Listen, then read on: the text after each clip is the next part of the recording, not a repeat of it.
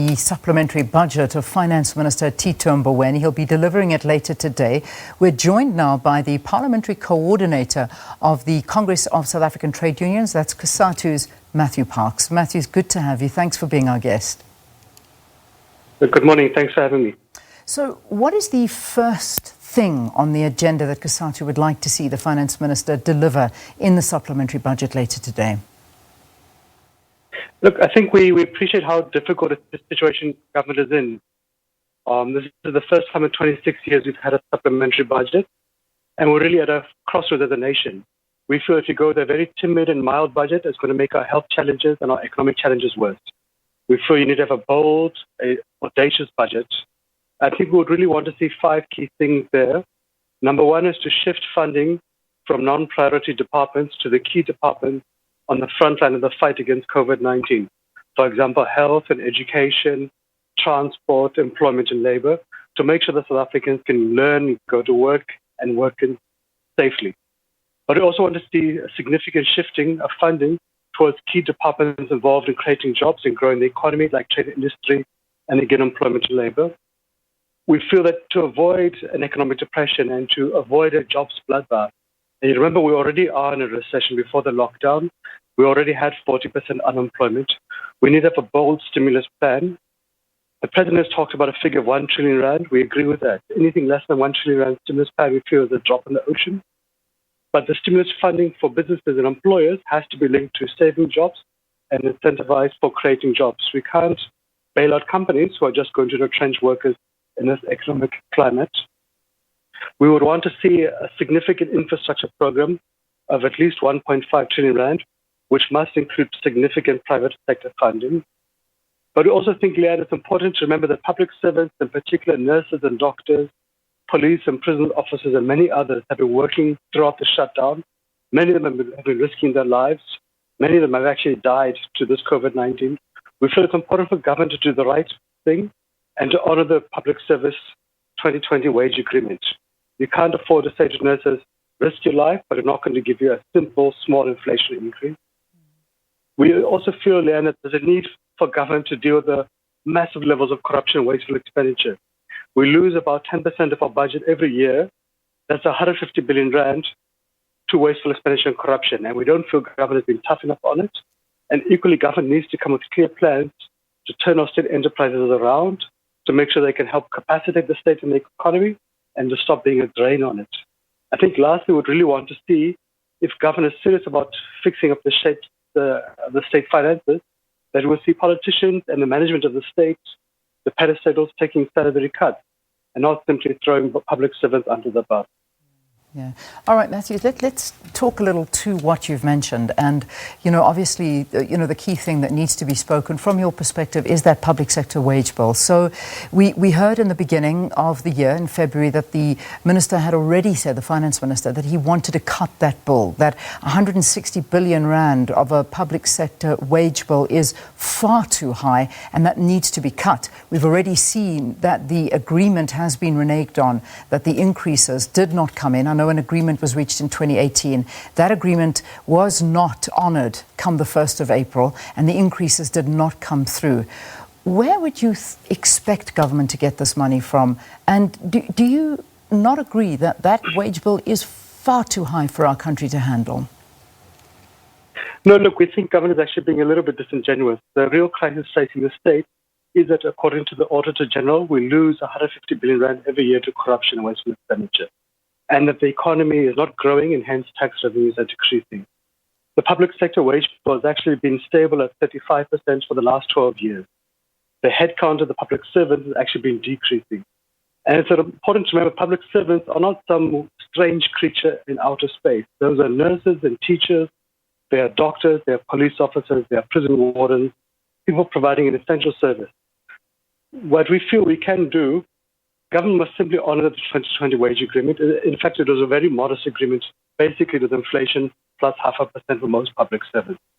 There is space in the next 3 years to find ways to reduce the fat, and we've proposed many ways to reduce the fat in the state. For example, what politicians earn, what the management of the state and the entities and the parastatals earn, the significant space to cut there. We feel if we have one single wage negotiation process for the entire state, you can help stabilize state finances. But also it's important that if you want public servants to compromise, they must see that the politicians and the management who have broken the state and the pedestals must pay the price. They must be dealt with. Those who have looted must be arrested. We can't simply seek to address the corruption issues, the mismanaged issues, by paying nurses too little.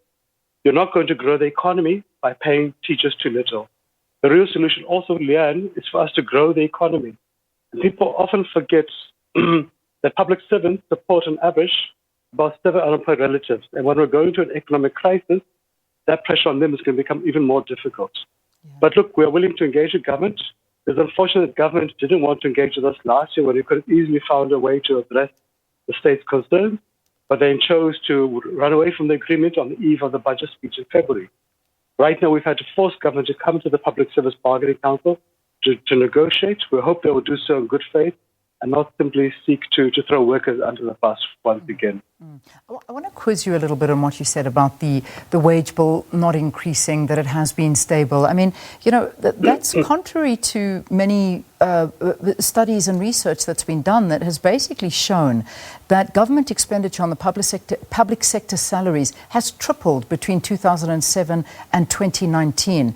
That it's basically gone, civil servant salaries have risen by 40% in real terms over the past 12 years. The numbers have grown by 170,000. You know, we can't say that it's remained stable because these numbers have grown exponentially. Well, look, in fact, Leanne, if we take the statistics from Treasury, from the budget that's tabled at Parliament, the headcount in 1994, when we had 34 million South Africans, was 1 million public servants. And in fact, it was decreased by about 200,000. It was increased in 2008 by that 100 and something thousand that you mentioned, because government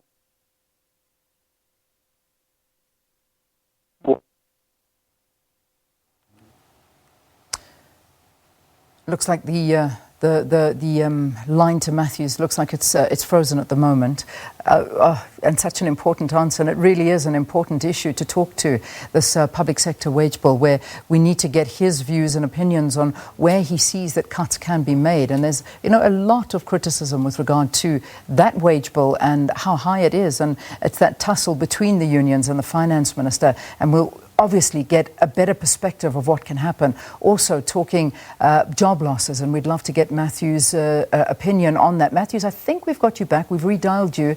How's the line? Are we good? Can we? All right. Sounds like we've got you there. Sorry, you were interrupted in the middle of giving that answer. Sorry about that. Murphy's Law. When we're moving to the digital economy, we must also invest more in it. Thank you.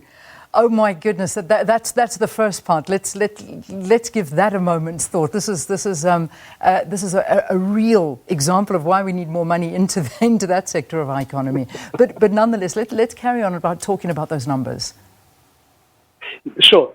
So look, I think the point is that the public service headcount has actually stabilized and has actually started to decrease, which is now having impact upon the state's capacity to deliver.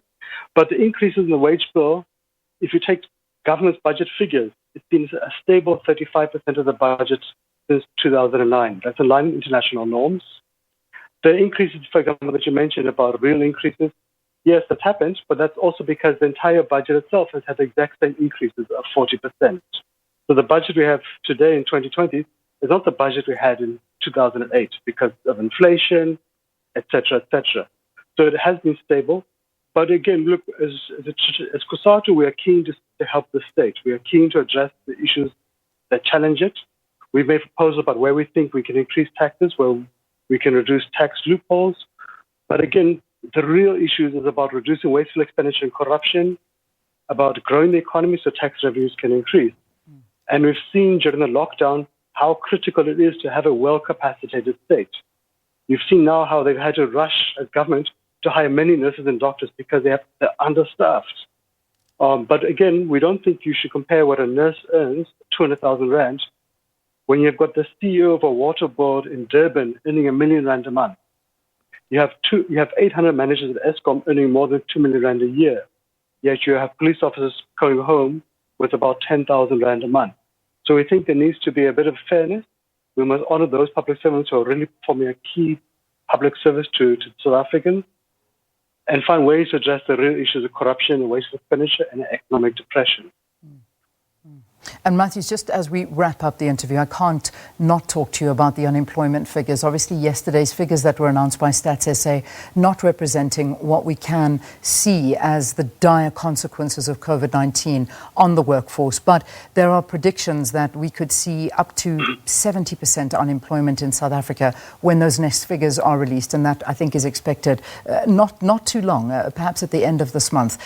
What are your views on this? I mean, job losses everywhere you look. This on the workforce and unions must be a major issue.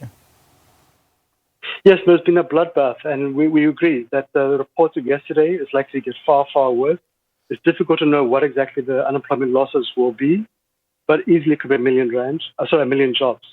Part of our interventions during the lockdown was to release over 40 billion rand from the Unemployment Insurance Fund to help workers who are losing their jobs or losing wages, but also to help give alternatives to employers not to retrench. So this is a different approach than what was done in 2008. That Unemployment Insurance Fund release is likely to top 50 billion rand by the end of June.